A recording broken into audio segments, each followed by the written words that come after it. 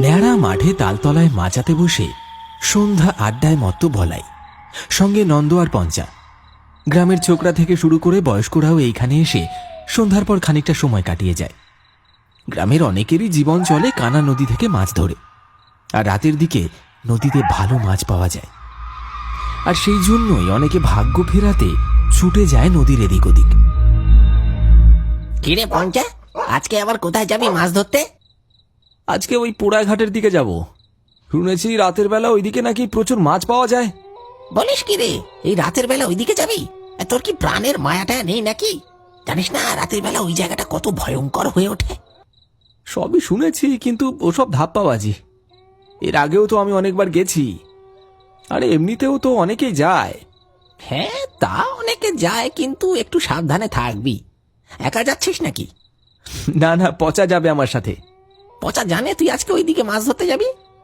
ও যা ভীতু ছেলে, ওকে বললে ও আর যাবে না, তাই না বলেই নিয়ে যাব। পঞ্চার চোখে এক রোখা জেদ, আর বলাইয়ের চোখে দুশ্চিন্তা। তারা জানে না এই রাতে তাদের জন্য কি অপেক্ষা করে আছে। পোড়াঘাটের রহস্যময় আহ্বান পঞ্চাকে টেনে নিয়ে চলেছে এক অজানা পরিণতির দিকে।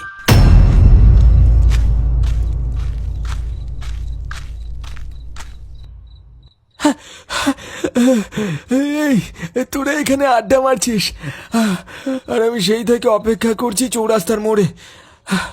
ভাবলাম তোরা বুঝি চলে গেছিস। পচার দিকে তাকিয়ে পঞ্চার বলাই একে অপরের দিকে মুখ চাওয়াচাওয়ি করে মুচকি হাসল। আরে বাবা, একটু গল্প করছিলাম, তুই এসে গেছিস, চল এবার। কিরে পচা, এই রাতের বেলা কানা নদীর দিকে যাচ্ছিস যে? তোর তো ভূতের ভয় লাগে। আসলে পঞ্চা বলল আজকে নাকি ও আমাকে একটা ভালো জায়গায় নিয়ে যাবে, সেখানে প্রচুর মাছ ওঠে, তাই যাচ্ছি। সে তো উঠবেই, দেখবি কানা নদীতে মাছ ধরতে গিয়ে যেন ভূতকে না ধরে ফেলিস আবার। হ্যাঁ, এই বলাই, এই ভয় দেখাস না তো, চল পচা, দেরি হয়ে যাচ্ছে। ভূতের নাম শুনেই পচার মনে খচখচ করতে থাকে। মনোহর দাদুর মুখে অসংখ্য ভয়ঙ্কর গল্প শুনেছে সে, কিন্তু পচার উপর তার ভরসা আছে।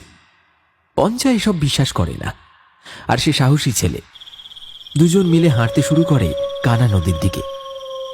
গ্রামের শেষ বাড়িগুলো পেছনে ফেলে তারা যখন নির্জন মেঠো পথ ধরে নদীর দিকে এগোচ্ছে, তখন চারিদিকে ঝিঁঝি পোকার একঘেয়ে ডাক ছাড়া আর কোনো শব্দ নেই।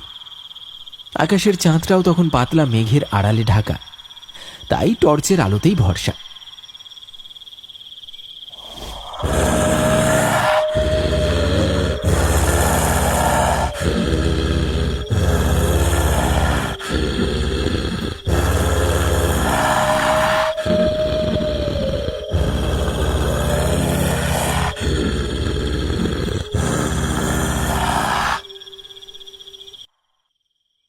পঞ্চা, তুই কি কখনো ডুবুডাঙ্গার পোড়াঘাটের নাম শুনেছিস? ধুর পাগল, আবার ভূতের গল্প শুরু করলি? আর এসব পুরনো দিনের ভেলকি, ওই ভূত টুত কিছু নেই ভাই, ওসব ওই দাদু ঠাকুমার ভয় দেখানোর কায়দা। না রে, আমি মজা করছি না, ঘাটটায় সত্যি কিছু একটা আছে। মনোহর দাদুর মুখে শুনেছি ওইখানে নাকি একটা মাঝি পুড়ে মরেছিল। তারপর থেকে কেউ নাকি ওই ঘাটে ঘোরাফেরা করে আর জল চায়, আর যে জল দেয় তাকেই মেরে ফেলে। জল দিলে ভূত মেরে ফেলে? দারুণ প্লট রে ভাই, এবার ইউটিউবে চ্যানেল খুলে ফেল। তোর সবেতেই অবিশ্বাস, যখন ভূতের পাল্লায় পড়বি তখন বুঝতে পারবি, খ্যাসা বেরিয়ে যাবে। কিন্তু সেই মুহূর্তে তারা বুঝতে পারেনি তাদের অলক্ষ্যে নদীর পাড়ে দাঁড়িয়ে থাকা ছায়ামূর্তিটা তাদেরকে দেখছে। সে কি আদৌ মানুষ নাকি অন্য কেউ? ডুবুডাঙ্গা 24 পরগনার হারিয়ে যাওয়া একটা গ্রাম, যেখানে একটা পুরনো নদী ছিল, কানা নদী। বহুদিন আগে শুকিয়ে গেছে, কিন্তু একটা ঘাট এখনো আছে, যেটাকে বলে পোড়া ঘাট। বলা হয় এই ঘাটেই একসময় একজন মাঝি পুড়ে মারা যায়, আর সেই থেকে ওই জায়গাটা নাকি অশুভ হয়ে গেছে। শোনা যায় তার মৃত্যুর পর থেকেই তার আত্মা এখনো সেই নদীর আশেপাশে ঘোরাফেরা করে।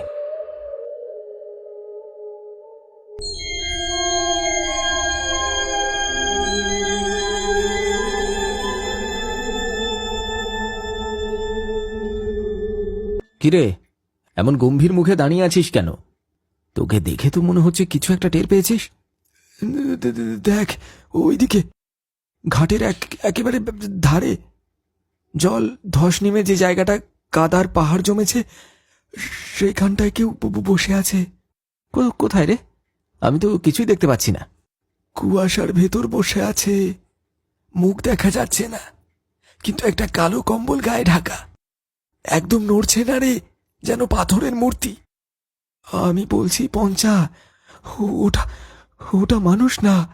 ওর বসে থাকার ভঙ্গি দেখ, মনে হচ্ছে না ওটা কোনো মানুষ।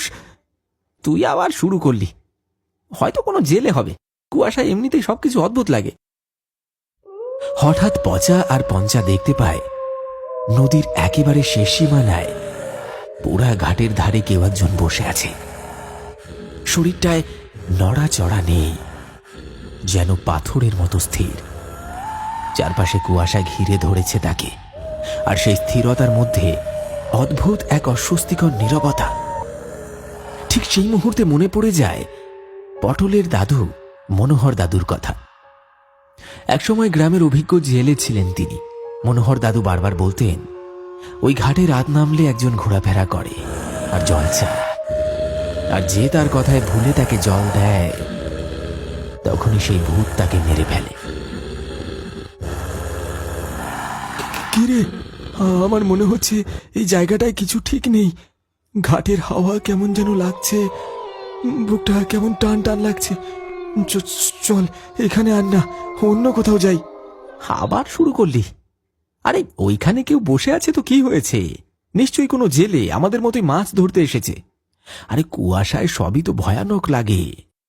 আজকের দিনটা অন্য কোথাও মাছ ধরলে কি অসুবিধা হবে? চল না। ও বসে নেই, ও ও অপেক্ষা করছে। চুপ কর তো, ভূত ভূত করে মাথায় তুলিস না। পুরনো গ্রামের কুসংস্কার এসব, ভয় পেলে বাঁচা যায় না, বুঝলি? আমি যাচ্ছি, যা ইচ্ছে তুই কর। পঞ্চা পচার কথা না শুনে আরো কয়েক পা এগিয়ে যায়। কুয়াশার চাদর যেন আরো ঘন হয়েছে, সেই মূর্তিটা যেন আরো স্পষ্ট হচ্ছে। মনে হচ্ছে একটা কালো কম্বলে জড়ানো কেউ বসে আছে। পচা কিছুটা সাহস নিয়ে প্রশ্ন করে, কেমন একটা পোড়া পোড়া গন্ধ আসছে রে, কেমন যেন চামড়া পচে যাওয়ার মতো। আরে চুপ কর তো, একটু কাছে গিয়ে দেখি, আলোতেই সব পরিষ্কার হবে। কে গো, শুনতে পাচ্ছ? মাছ ধরতে এসেছো নাকি?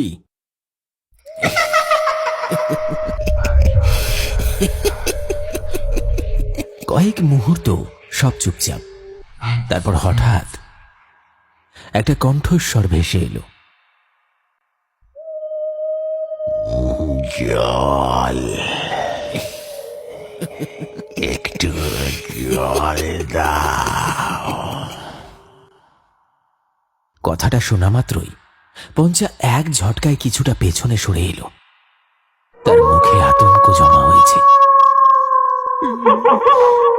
না না না না, ওটা মানুষ না। মনোহর দাদু বলেছিল ও জল চায়, হ্যাঁ, তারপর তারপর তাকে মেরে ফেলে। ওর কণ্ঠটা শুনলি? কেমন যেন চেনা, কেমন করুণ। মনে হচ্ছে যেন সত্যি ওর খুব তেষ্টা পেয়েছে। আরে পাগল হয়েছিস নাকি? দেখ, বাতাস ভারী হয়ে গেছে, গাছগুলো কাঁপছে। এমন কখনো হয় না। ওটা জল খাবে না রে, তোর প্রাণ খাবে। আমি আমি শুধু একটু জল দেব, ওর এত কষ্ট আমি দেখতে পারছি না। না পঞ্চা, পেছো, ওটা ওটা মানুষ না রে। ইতিমধ্যে পঞ্চা সেই ছায়া মূর্তির হাতে বশ হয়ে গেছে। হঠাৎ একটা বিকট পোড়া গন্ধ ছড়িয়ে পড়েছে চারপাশে। পঞ্চা জলের বোতল দিতে যাবে, ঠিক তখনই সেই ছায়া মূর্তির মুখ থেকে সরে গেল কালো কাপড়। ধীরে ধীরে কম্বলের ফাঁক থেকে বেরিয়ে এলো একটা গলে যাওয়া মুখ। চোখ কোটরের ভিতর ঢুকে গেছে, দাঁতগুলো দড়ি বাঁধা মতো বেরিয়ে আছে, আর চামড়াগুলো পুড়ে গিয়ে কালচে হয়ে গেছে।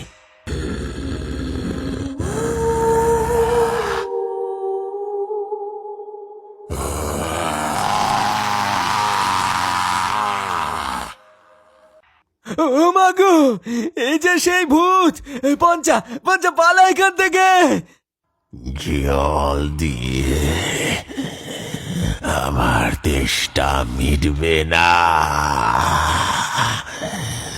তেষ্টা মিটবে তোদের কাঁচা রক্তে।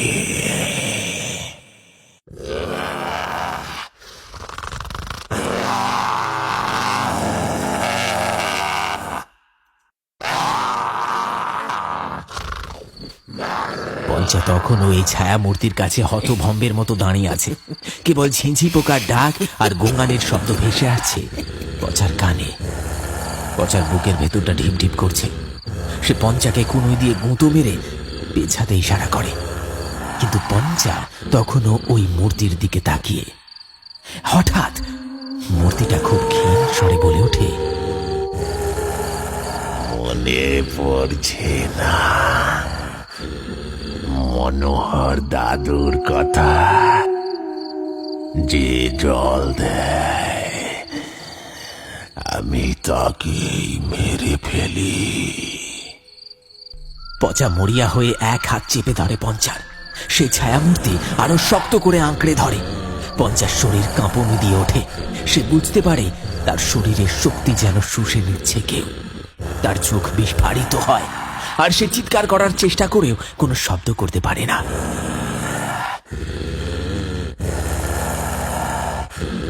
তার নিঃশ্বাস বন্ধ হয়ে আসে। পঞ্চা নিথর হয়ে মাটিতে পড়ে যায়। পঞ্চা তখনও অচেতন। মুখ সাদা, ঠোঁট ফ্যাকাশে, কিন্তু দেহে প্রাণ আছে। তার চোখ পড়ে পঞ্চার জামার পকেটে থাকা একটা দেশলাই বাক্স মাটিতে পড়ে আছে। পচা হাত বাড়িয়ে তুলে নেয় দেশলাইটা। এক মুহূর্তে যেন মনে পড়ে যায়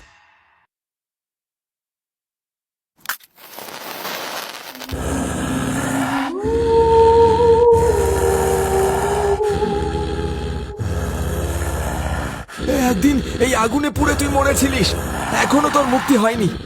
আজ তোকে আবার পুড়িয়ে মারবো।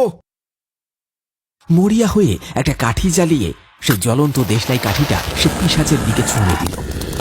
আগুনের শিখা স্পর্শ করতেই কাঠি এক অবিশ্বাস্য ঘটনা ঘটল। শুকনো হাড়গুলো যেন জল জল করে জ্বলে উঠল এক তীব্র লালচে আভায়। পচা দেখতে পেল সেই পিশাচের পোড়া কঙ্কাল দ্রুত দাউ দাউ করে পুড়তে শুরু করেছে। বিকট এক আর্তনাদ করে মূর্তিটা ছাই হয়ে মাটিতে মিশে গেল।